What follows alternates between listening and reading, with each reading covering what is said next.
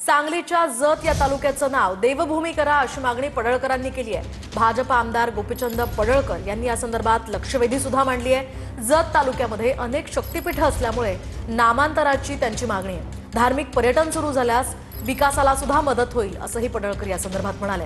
गोपीचंद पडळकरांनी ही लक्षवेधी सूचनेतनं मागणी केली आहे। दरम्यान सांगलीच्या जत तालुक्याचं नाव देवभूमी करा अशी मागणी पडळकरांनी लक्षवेधीच्या माध्यमातून विधानसभेत केली आहे। दरम्यान या संदर्भात आता काय निर्णय होतो ते पाहणं अतिशय महत्त्वाचं असणार आहे। खरं तर महाराष्ट्रामध्ये विविध ठिकाणी जिल्ह्यांची काही शहरांची नावं बदलण्यात आली आहेत। आणखी एक महत्त्वाची बातमी, अनिल देशमुख आणि अजित पवारांचा विमानानं एकत्र प्रवास पाहायला मिळालाय।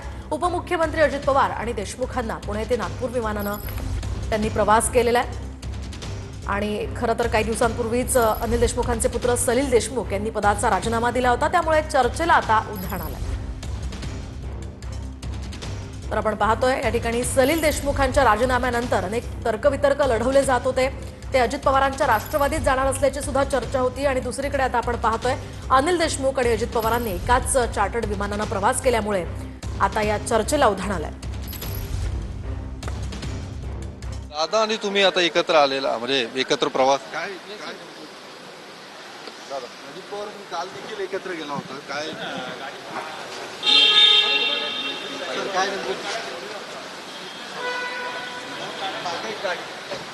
एकत्र येण्यासंदर्भाच्या चर्चा सुरू आहेत सर।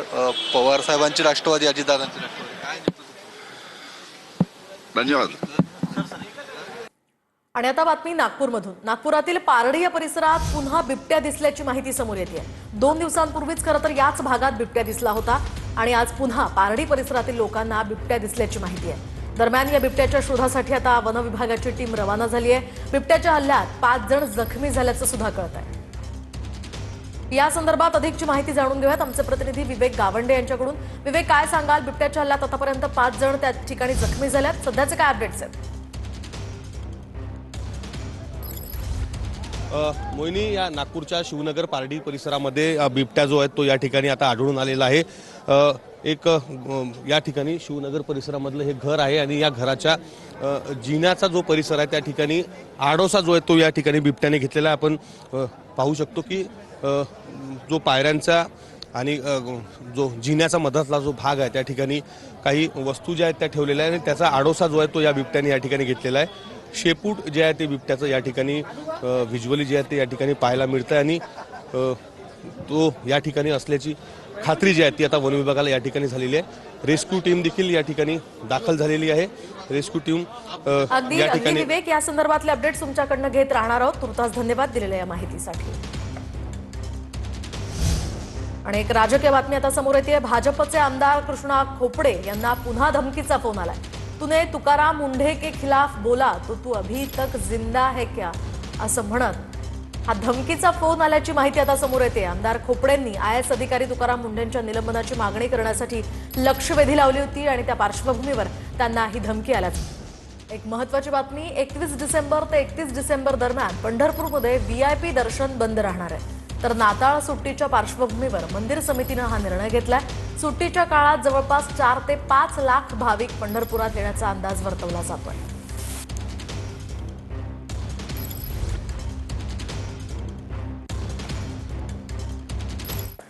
आणि आता वळत पुढच्या बातमीकडे। ताडोबा अभयारण्यामधून आणखी एक वाघीण सह्याद्रीच्या कुशीत गेली आहे। T7S2 ही वाघीण सह्याद्रीमध्ये सोडण्यात आली आहे। ऑपरेशन तारा अंतर्गत दुसऱ्या वाघिणीची सह्याद्रीमध्ये आता एंट्री झाली आहे।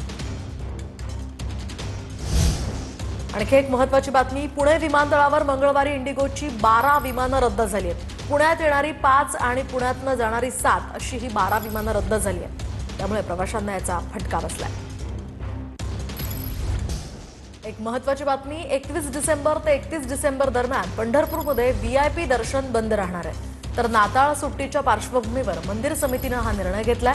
सुट्टीच्या काळात जवळपास 4 ते 5 लाख भाविक पंढरपुरात येण्याचा अंदाज वर्तवला जातोय।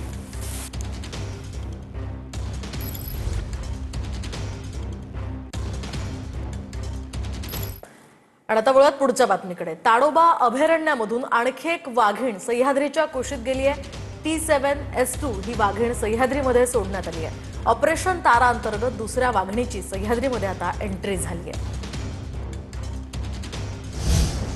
आणखी एक महत्त्वाची बातमी. पुणे विमानतळावर मंगळवारी इंडिगोची 12 विमानं रद्द झाली आहेत. पुण्यात येणारी 5 आणि पुण्यातनं जाणारी 7 अशी ही 12 विमानं रद्द झाली आहेत. त्यामुळे प्रवाशांना याचा फटका बसलाय.